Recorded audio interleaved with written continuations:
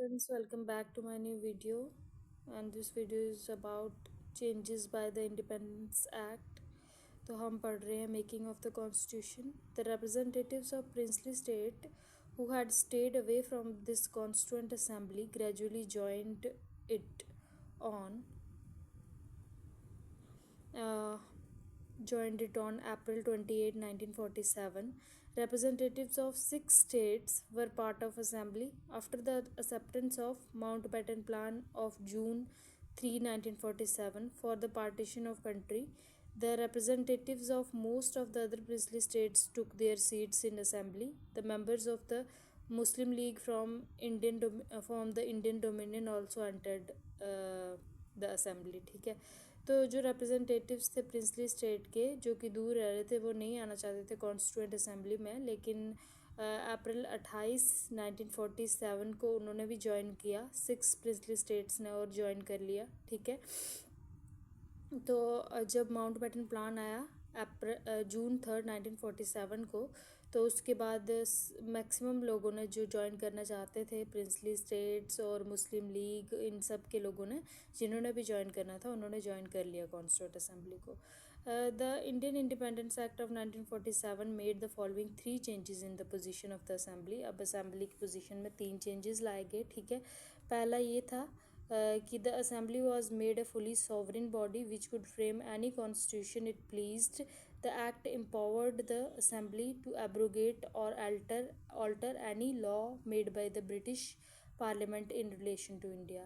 तो मतलब ब्रिटेन से रिलेटेड कोई भी ऐसा लॉ होगा उसको एब्रोगेट कर सकते हो, ऑल्टर कर सकते हो, मतलब हटा सकते हो, रद्द कर सकते हो, कह सकते हो।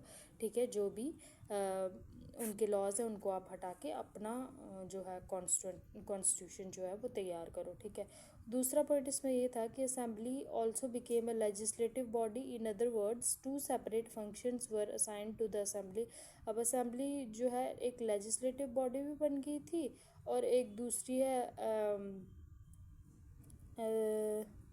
लेजिस्लेटिव और पढ़ते हम the assembly also became a legislative body. In other words 2 separate functions were assigned to the assembly that making of constitution for free India and enacting of ordinary laws for the country. तो एक तो laws को enact भी करना है और दूसरी तरफ जो लेजिस्लेटिव बॉडी का काम भी, ठीक है, मेकिंग का काम भी, कॉन्स्टिट्यूशन मेकिंग का काम भी इनको करना था।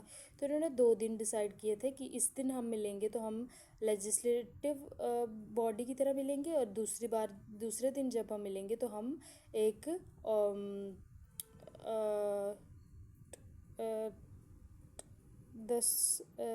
the two tasks were to be performed on separate days. Thus the assembly became the first parliament of free India.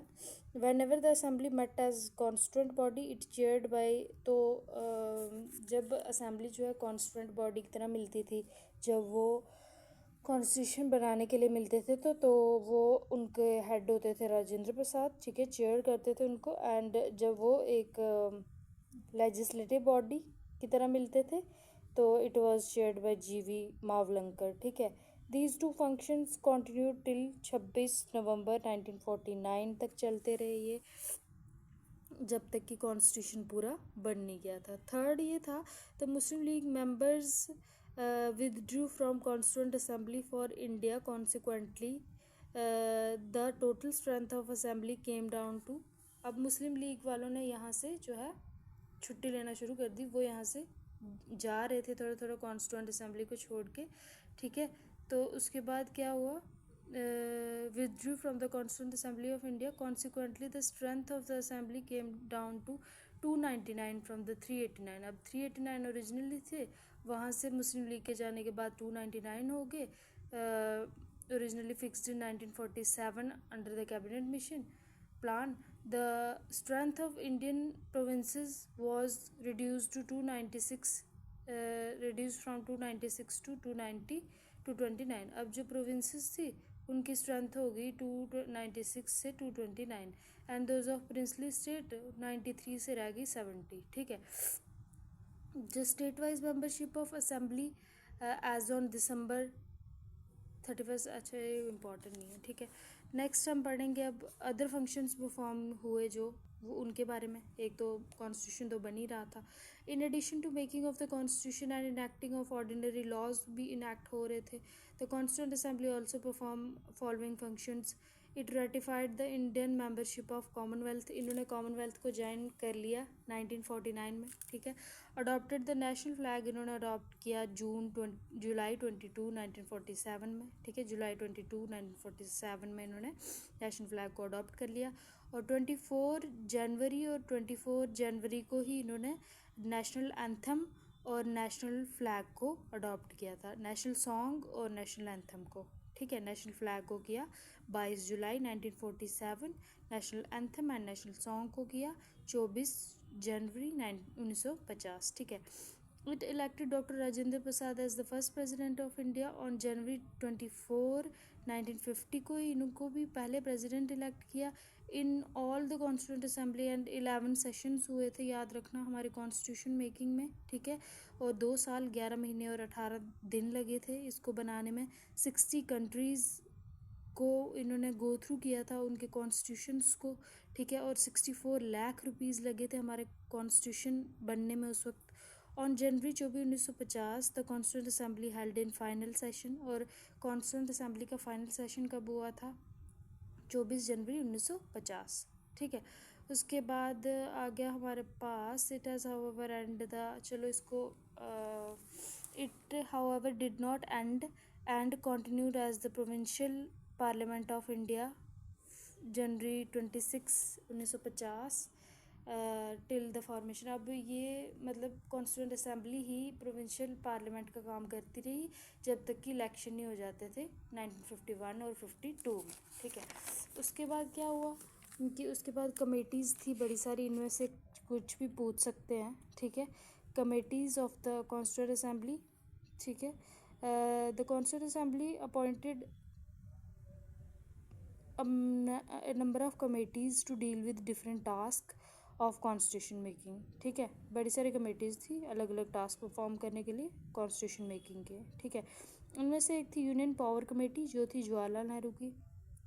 Jawaharlal Nehru बड़े पावरफुल थे, ठीक है। Union power committee, union constitution committee Jawaharlal Nehru, ठीक है। कॉन्स्टिट्यूशन की भी सबसे पहले उन्होंने ही बोला था कि हमें भाई भारत चाहिए, आज़ाद भारत, तो Jawaharlal Nehru. Union constitution committee, provincial constitution committee थी हमारी सरदार पटेल की। ड्राफ्टिंग कमेटी सबको पता है बी आर अम्बेडकर जी थे इसके chairman. Advisory committee on fundamental right minorities and tribal and excluded areas के बारे में जिन्होंने बात की, माइनॉरिटी ट्राइबल एरियाज़ के बारे में सरदार पटेल जी। और इनकी एडवाइजरी कमेटी के आगे पार्ट्स थे, कुछ और भी छोटी छोटी कमेटीज़ थी। अगर आपके पास बुक है तो इसको पढ़ लीजिएगा, ठीक है। और rules of procedure committee doctor Rajendra Prasad. States committee Jawaharlal Nehru. Steering committee Rajendra Prasad, ठीक है। उसके बाद हम पढ़ेंगे ड्राफ्टिंग कमेटी के बारे में, ठीक है। Among all the committees of the constituent assembly the most important committee was the drafting committee setup on August 29 1947। कब सेटअप हुई? 29 अगस्त 1947 को, ठीक है। It was this committee that was interested with the task of preparing A draft of the new constitution. इसी committee ने नए constitution का जो ड्राफ्ट है वो तैयार किया था। डॉक्टर बी आर अम्बेडकर इसके चेयरमैन थे और इसके मेंबर्स भी थे। टोटल इसके बी आर अम्बेडकर जी के साथ 7 मेंबर कमेटी थी ये, ठीक है। गोपाल स्वामी अयंगर, कृष्ण स्वामी अय्यर, के एम मुंशी, मोहम्मद सदुल्ला, ठीक है। और माधव राव कृष्णमाचारी, ठीक है। बी आर अम्बेडकर, गोपाल स्वामी अयंगर, कृष्ण स्वामी अय्यर, के एम मुंशी, मोहम्मद सदुल्ला और माधव राव कृष्णमाचारी, ठीक है। उसके बाद drafting committee after taking into consideration the proposal of various committees prepared the first draft of constitution of India which was publish February 1948 में आ गया पहला ड्राफ्ट इनका। The people of India were given 8 months to discuss the draft. अब पहला draft इनका आ गया फरवरी में 1948 में ही। 1947 में अभी बनी थी ड्राफ्टिंग कमेटी, ठीक है। तो पहला ड्राफ्ट लिए ले आए फरवरी 1948 में, ठीक है। उसके बाद 8 months दिए थे डिस्कस करने के लिए, ठीक है, इस ड्राफ्ट को। In the light of public comments, criticism and suggestions, the draft committee prepared second draft. इन्होंने फिर दूसरा draft बनाया which was published in 1948. वो publish हुआ अक्टूबर 1948 में, ठीक है. 1948 the drafting committee took less than 6 months to prepare this draft. इन्होंने 6 महीने से भी कम लिए इस ड्राफ्ट को बनाने के लिए. In all it's set only 141 days. उसके बाद आ गया हमारा इनैक्टमेंट ऑफ द कॉन्स्टिट्यूशन. तो कॉन्स्टिट्यूशन हमारा उसका इनैक्टमेंट के बारे में बताया हुआ है, ठीक है.